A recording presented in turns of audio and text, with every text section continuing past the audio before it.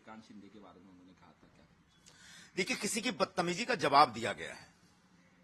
शिवसेना उबाठा की जो महिला सांसद हैं, उन्होंने कहा है कि महाराष्ट्र के माननीय मुख्यमंत्री एकनाथ शिंदे के बेटे के माथे पर लिखा होना चाहिए कि मेरा बाप गद्दार है।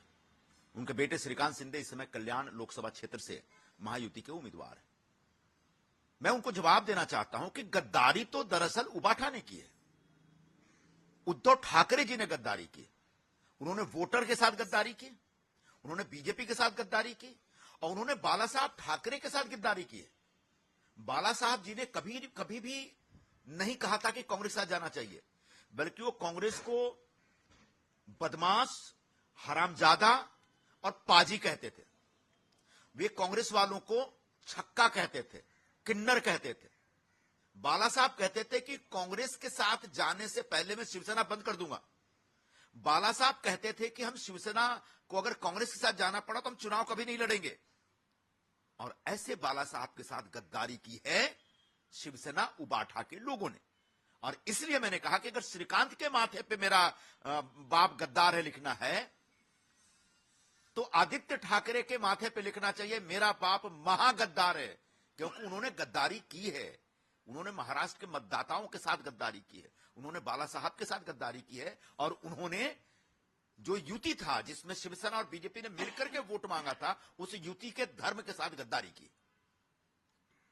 वार्ता का बयान आया कि मैं राजनीति में इसलिए नहीं आना चाहता हूं कि मैं किसको जवाब दूं या कुछ, मैं देश के लोगों के लिए काम करना चाहता हूं, वो राज्यसभा से भी कर सकता हूं, क्या कहना चाहिए?